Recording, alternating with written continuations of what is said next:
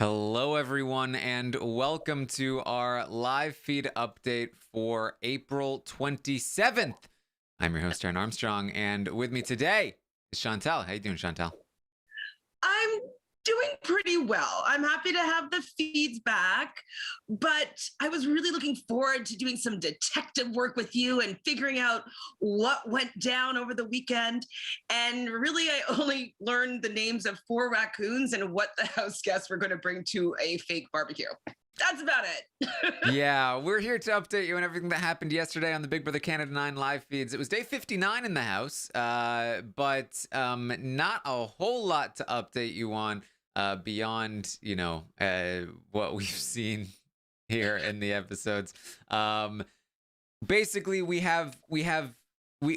do know who is on the block. We do not know for sure who won the veto, but we also know who is probably going home. But apart from that, there's not a lot here. The feeds came back up last night after the episode to Beth and Kiefer in the backyard counting raccoons on a fence. Yeah, I was trying to figure out, is this for an extended veto or whatnot, but I think it's actually just, if they get it right, they're going to get a party, like a barbecue. I think that's what's going on. I'm not sure. It's hard to say, but basically, if you've been out of the loop because the live feed updates haven't been here, in the episode last night, we saw that Jed and Tara competed to come back into the game. Tara ended up beating Jed to come back in. Then Brayden won the following HOH. From what we can surmise from here, Brayden put Tara and Beth on the block. And then Brayden may have also won the veto. We'll get into why we maybe think that. Chose not to use it. Whoever won the veto, I believe, chose not to use it, unless it was somebody who was an original nominee. But that doesn't seem to be the case. And so one of Beth or Tara will be leaving on Thursday. Right, but then it just was interesting too, is that, well, I guess, okay, the reason why I think that's the who's up on the block right now is that Kiefer keeps on saying, I can't say Tara's name again. I can't write her or whatever, say her name again. And so I guess it's why, I'm figuring that's who is up on the block. But I didn't understand, though, why Beth and Kiefer were the ones that were counting the raccoons in the background, because it seemed like a nominee type task. Yeah, I mean, it could be a have-not thing. It could be that so basically they're counting raccoons. It's a whole setup in the backyard. And there's this fence and raccoons just pop up and they had to count it. They were also complaining about not eating the whole time. So it seems like it might have been a have-not thing, although I'm not sure what, since we know skip the dishes is gonna happen. And Kiefer, I think, won that vote, so Kiefer will not be a have-not anymore. So it's not like it's a have-not thing that will allow them to not be have-nots anymore, since that's already a thing.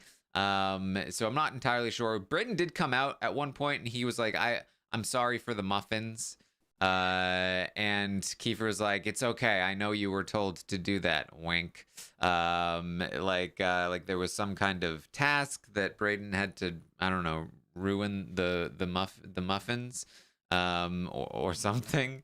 There's all sorts of task stuff going on. Yeah, I mean, I wrote down the muffins too, but I put muffins because I'm like, did I hear him correctly? What are they talking about? Yeah, I figured as well that there was some sort of task, and I didn't understand why all of the cameras were on these two in the backyard. And I wanted to know what's going on in the kitchen.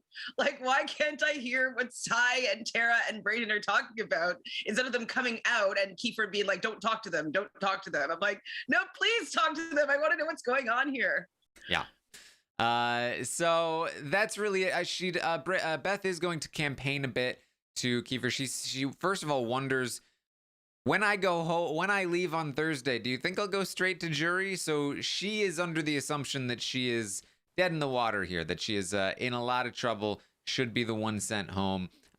She does campaign for Kiefer's vote, says that if he gives her his vote, it'll be a tie, and that Brayden can break the tie in her favor. I actually don't know if that's the case. I mean, I can't really tell with Brayden. I was watching them this morning, and it seems as though Brayden is really on board with Beth leaving. They're kind of talking about how, you know, Kiefer's saying like, "Oh, she's only talked to me and campaigned to me. This is the first time in weeks." So it seems as though Brayden is kind of with them and taking Beth out, but also I can't really tell because Brayden is really like amicable with everybody that he speaks to. So I don't know if that's a true statement for Beth to be going on. Yeah, I mean, Beth usually overestimates her own positions. The fact that she thinks she's going home is a good indicator. So they're gonna eventually stop counting raccoons. There's gonna be a brief interaction between Kiefer, Ty, Brayden, and Tara where they wonder what would have happened if Beth or Kiefer basically says, "I think if Beth had won the HOH, I would have gone home this week." And Brayden's like, I don't think so, because if I won the veto, well, I don't know. It depends. It sounds like he was about to say like it wouldn't have been you, but he's in front of Ty and Tara also.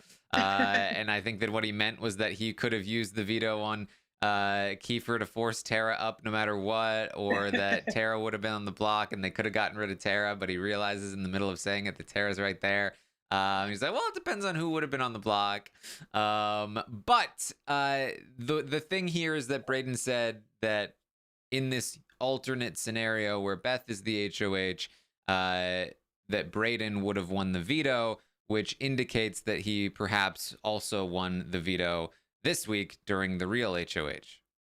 Yeah, that's kind of what I was deducing as well. So it seems as though he won it and he's not going to use it.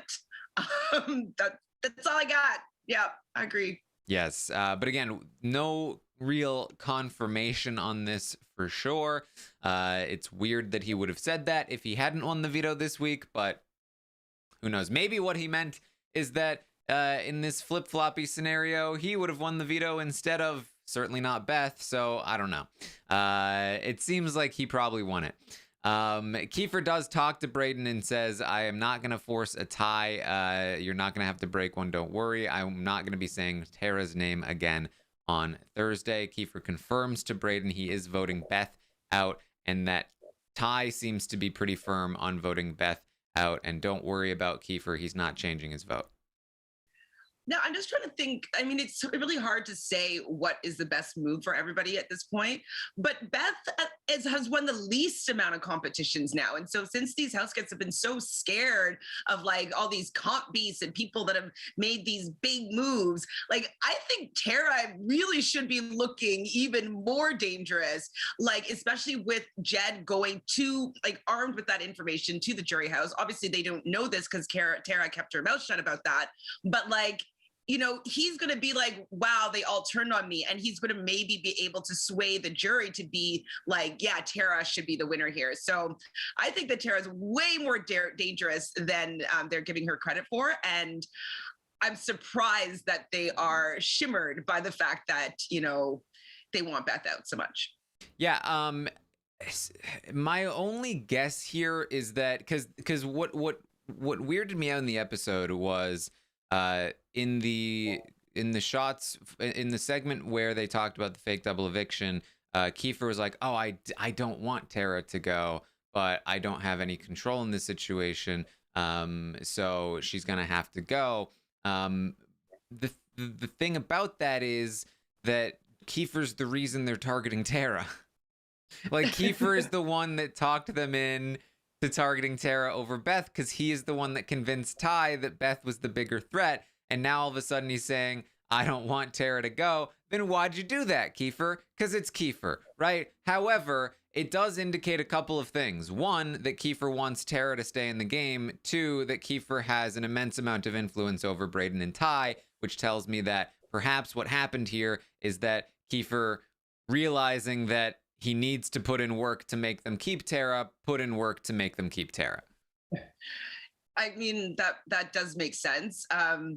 I just think that Tara is going to be a lot harder to beat. They both keep on saying things like, oh, I'm more scared of Beth in these final competitions. Beth knows her days and she has all these acronyms, and she's really studied really hard. And so they're more scared to go up against Beth. But Beth hasn't really been doing that well in these competitions. So I don't know why they fear her so much. And I really think that they're allowing Kiefer to walk to the end, and probably with Tara. Like, I wouldn't be surprised if that's how it ended up. Yeah, I wouldn't be that surprised either. I mean, it's really well. Let's talk about the rest of this here, because that's a little bit of an indication. But Kiefer also talks to Ty late into the night. He tells Ty about Beth's campaigning. They both agree. Oh, she's good. She gets in your head. And Kiefer talks about, apparently Beth has been throwing everyone under the bus over the last few days.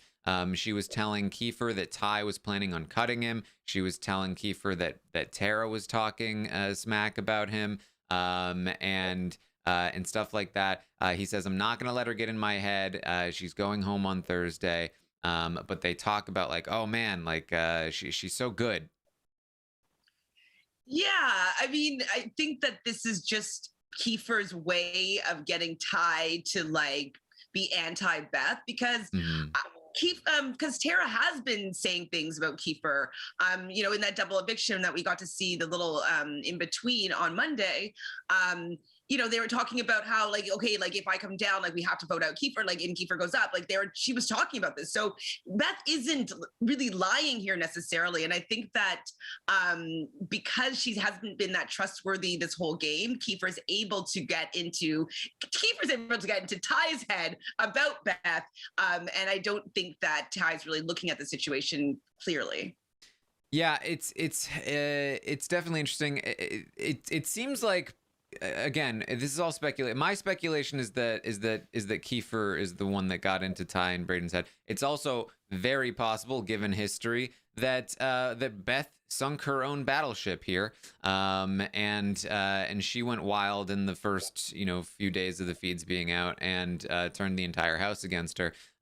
Very possible. It's also possible that we should give some credit to Tara. The one thing we saw from her on the episode was that she wanted to get back in with Kiefer. So if Kiefer is helping protect Tara, then I think you have to give her a little bit of credit. But this is my problem, is that when I haven't seen anything, I feel like my instinct is to be like, oh, good job, I'm giving credit, look at this. But I'm trying to remember that when I actually see them do it, it's like, oh wow, no, never mind, this is a complete accident.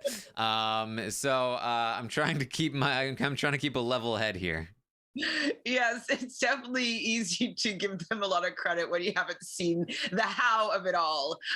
It definitely could have been a lot messier, and they could have fallen into this scenario by, like, oh, okay, it has to happen this way. And they might not have really been playing, perfectly. Yeah.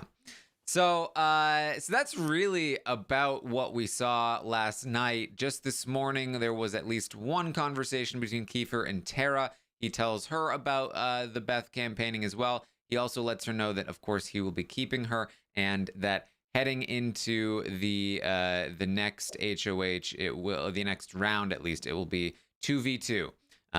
It'll be Tara and Kiefer versus Brayden and Ty. And I don't really have reason to doubt this. I think that Kiefer does mean this. Also, though, if that's the scenario, and say Kiefer, I would have more faith in Kiefer and Tara in this scenario. If they're the final three, or if they're making the decision, who do they take to final three and then final two? Would they take Ty or Brayden, do you think? It's hard to say. If Brayden did win this veto, and won essentially three competitions back to back, then there's a decent chance that they cut Brayden there and take Ty. I think that Kiefer may also feel more comfortable with Brayden over Ty, with Ty over Brayden, but that's not a guarantee, because after what Ty did to Jed, Kiefer is very worried that Ty would do the same to him. I think the only thing that he would feel comfortable in is if Ty felt more threatened by Tara than Kiefer. So I think it's going to depend on who is more threatening, like who who first of all, who's available. He may only have, Ty might win the HOH, and then it has to be Braden, or who just seems more threatening, or who is more likely to take Kiefer over Tara. And I think all of those things are potentially up in the air. And also, what's going to happen with the stock watch tonight? My stocks are so bad.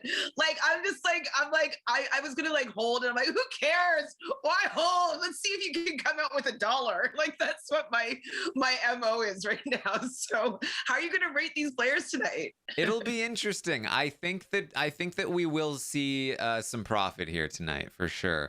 I mean, I think that Kiefer's starting to look pretty good. The fact that he still is not touching the block this week when he really should be the target.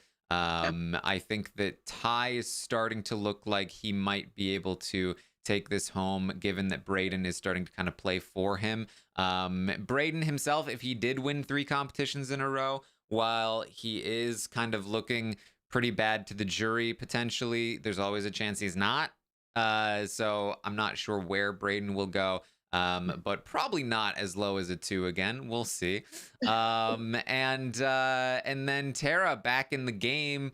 She doesn't really benefit a whole lot from the fact that she was evicted, considering we didn't rate her the last time she was evicted, when during the period that she was evicted. But she's also not in the worst place in the world. So I think we're probably going to see people start to gravitate more toward the middle, especially because we didn't even see what happened. It's again kind of like, it's hard to credit or criticize because we don't know. So we have to go a little bit more on position than anything else. So this might be one of the higher ratings of the season. Oh, okay, that could be good. I'm not going to tell you to taint you on what not to do to mess up my stocks, but okay, hopefully I'll get a profit this week. Woo-hoo. All right. Well, we will have the roundtable tonight. We'll rate the players. The stock watch will be updated. We'll talk about the week at large. There's not going to be a ton to talk about in the week, unfortunately, but we will do our best. So make sure you tune in. I will release the survey. I do realize that I haven't even been putting the jury predictions in the survey. So the jury predictions will be in there. Who you think the players will be voting for. I'm also going to be speaking with Jed today. So look out for that on the YouTube channel. It will also likely be attached to the audio version of this podcast if you're listening right now. So you may have already heard it, or you may be about to hear it. I'm not entirely sure. So check all of that out. I'll, of course, be back tomorrow morning at 11 a.m. Eastern to update you on everything that happens today on the Big Brother Canada 9 live feeds. And tomorrow night, Kevin Martin will be joining me to talk about the episode tomorrow night. Should be a fun one. Chantele, anything else you wanted to talk about? Really, about maybe how sad I am that we didn't get feeds this weekend. I know that we've all complained about it. But I just wanted to say my one little complaint is like, it's not the way I enjoy Big Brother. It's not watching the episodes. Like sometimes I will only listen to updates, and sometimes like I've always been a feeder since I was like 19 or 20 years old, going on ICQ, finding a key, and watching Dr. Will. Like I've been watching the feeds for 20 years, and so the fact that the producers feel like they can show me how to better watch the show that I've been doing for 20 years was really upsetting and frustrating, because I was so excited to see the reactions of these players and like of this this really great week, and after a really great episode I was on such a high and I was crying and I was like, oh my god, what's gonna happen? And then I was told that, oh, you're not having feeds until Monday after the episode, and I was like, I was just deflated. And so I'm happy that we're getting kind of back into the groove, but I feel like it's like really an uphill battle to be excited about what's going on in the game. Yeah, I'm with you. I'm still not reinvested at this point. Like I'm still kind of feeling very kind of like it's almost over anyway. So like, next week it's done. Is it end on Wednesday or Thursday? Like that's what the question that I'm asking. Yeah. All right. Well, what I am invested in is that tonight we are going to find out whether or not Aman is going to eat a chapstick. So the suspense. Don't cut the feeds, Taran. Don't cut the feeds. Feeds will not be cut. But that's what we have for you. Chantele, where can people find you? On Twitter, I'm at Shan___Fran. And on my YouTube channel, Reality Realness with 3 S's, you can find me talking a lot about the Challenge All-Stars. So hang out with me. There you go. You can also find me on Twitch, twitch.tv/Taran Armstrong, hanging out, watching the episodes, playing games, and all kinds of fun stuff. So make sure you find me there. And also on Twitter at Armstrong Taran. That's where you can find the survey for tonight's roundtable. If you want to put in your votes and try to predict where this jury might go. So that's what we have for you guys. Thank you so much for joining us today.